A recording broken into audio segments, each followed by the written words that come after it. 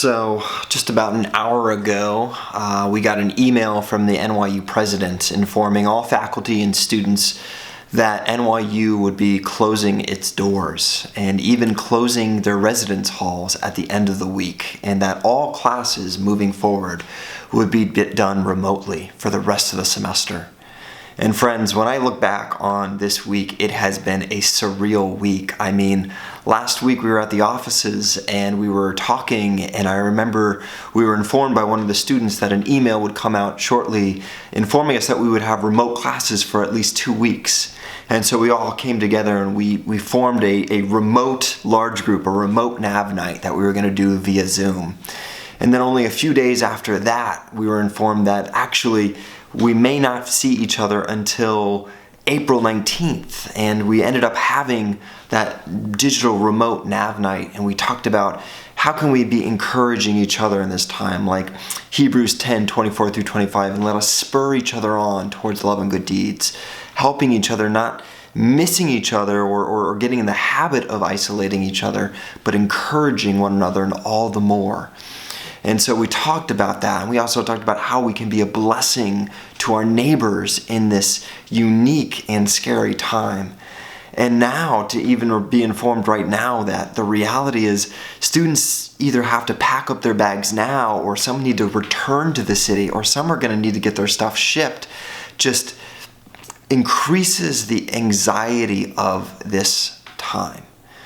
And so staff and student leaders, all of us have been coming together to say, how can we love our students well? Because we know right now our students are experiencing anxiety. You know, today it's an anxious time because we don't know what's going to happen in the next hour. But also the fear of thinking over time that as our students are coming back home, how isolating that can be for them. And so us as staff, our student leaders, our community, although the doors are closing down at NYU, this ministry is not closing its doors. In fact, we are brainstorming and dreaming and trying to come up with new opportunities of how we can be a community that's united. Even though we're not together physically, we can be united spiritually, and we can be united technologically. And so we're dreaming right now of what it will look like for us to have large groups moving forward, inviting speakers that don't even need to be in our location. We're dreaming about our Bible studies and how to lead those well via our conference call via Zoom. We're talking about how we can be good leaders and engage and invite our friends who could be in their own isolated experience into community, having movie nights and even having devotionals and just many different things that were at the table. And so, friends, in this unprecedented time at NYU, what I'd ask for you guys to do right now is please be praying for us. Please be praying for the NYU community, the community of the Navigators, and the community at large. Pray for New York City right now. This is our mission field. It is Rachel's and I's mission field to be here in New York City.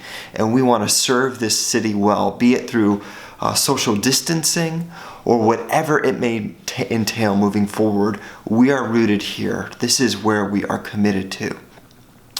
And friends, I want to be praying for you.